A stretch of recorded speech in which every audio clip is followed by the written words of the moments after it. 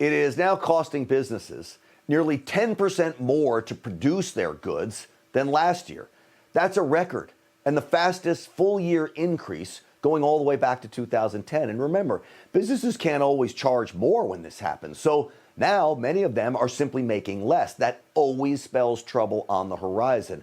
Add this to inflation, and only now is the fake news media issuing you the warning that I warned about nearly a year ago. We're going to pay more for everything because of the grains that feed the cows, the packaging where we put the soda in. I mean, just about everything is going through the roof. Well, you know NBC hates hearing that. But here's the reality. All of it is hurting people.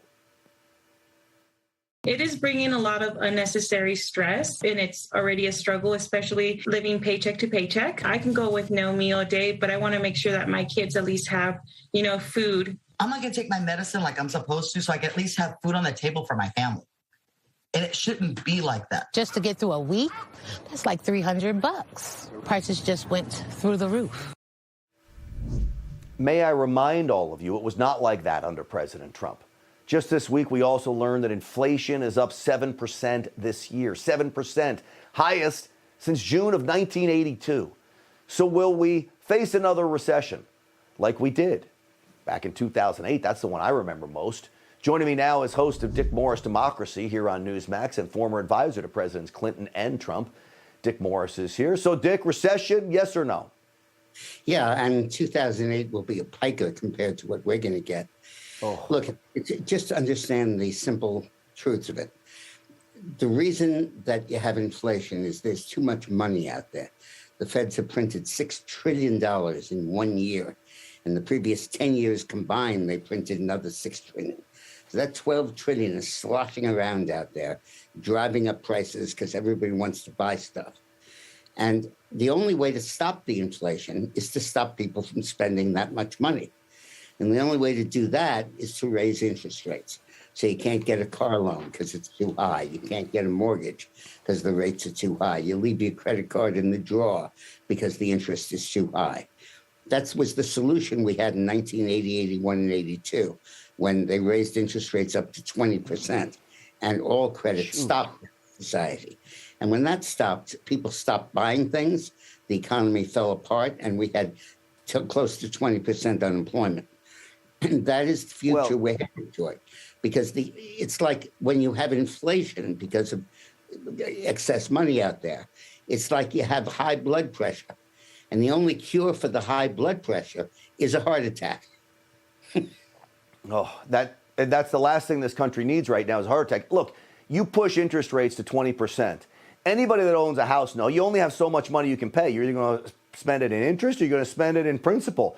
The real estate market would collapse as we know it if interest rates go that high. With the car market, so would all kinds of consumer things, because we wouldn't be able to use credit cards, really, because the rates would be too high. And this is a deliberate policy. It's the only way to stop inflation. Bleed the patient to death so the blood pressure comes down. And we went through that in 80, 81, and 82.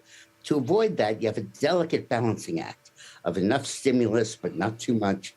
William Chesney Martin, the former head of the Fed, said, take away the punch bowl when the party gets started.